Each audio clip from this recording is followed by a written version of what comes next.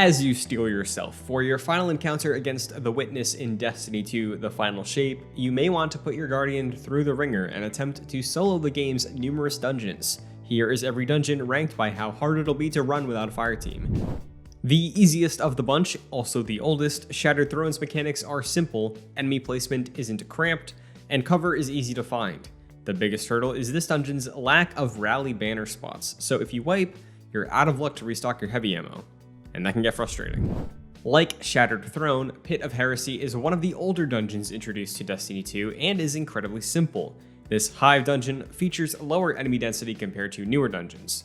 Boss encounters do introduce enemy spam to manage, but every encounter in this dungeon is preceded by a rally banner, so at least it won't be as frustrating as Shattered Throne. Prophecy is a step up when it comes to design, as players will need to put more thought into their loadout, positioning, and build for endurance. The mechanics themselves aren't that difficult, but with a host of taken snipers in light and shadow zones to spawn motes when killing knights, patience and positioning is key. With a relatively simple mechanic of basically just connecting the dots, Spire of the Watcher's real difficulty comes in with its bosses.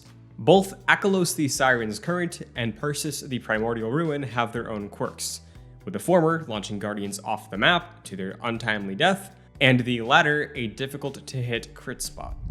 Grasp of Avarus is packed to the brim with enemies of the Hive and Fallen variety. Add clear abilities and strong boss damage are priorities and a must for soloing this dungeon, along with its 3 major boss encounters. Beyond this, you'll also need to manage the pressure of a time limit that runs all the way through the final 2 boss encounters. Despite its short time to complete, the number of enemies all 3 encounters throw at the player in Warlords Ruin will make staying alive one of the biggest challenges yet. The main mechanic of this dungeon is based around ground domination, forcing you to leave cover frequently to be able to progress. Pair this with a high health boss and you'll start to question if it really is short after all. Duality's infamously unique mechanic is a bell that introduces a timer to almost any encounter your Guardian will face.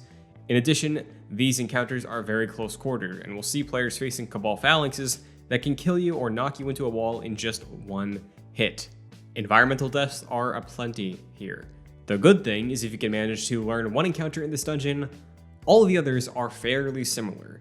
Just buckle up for the boss fight against Keitel. The inclusion of the Lucent Hive from Destiny 2 The Witch Queen makes Ghosts of the Deep challenge Duality for the throne. Their Lucent Moths will make sure that no matter what damage you deal, it's only after cracking an overshield. And if you do damage an enemy, they'll come for you and deal damage right back. With boss encounters like Ekthar taking place in a tiny area, then underwater, or the final boss, Samuma, this dungeon is a tall ask for solo players. Soloing these dungeons are some of the most challenging feats a Guardian can accomplish in Destiny 2. If you want to test your might, lock in, and be sure to keep those eyes up. For more lists like this one, stay tuned to Game Rant.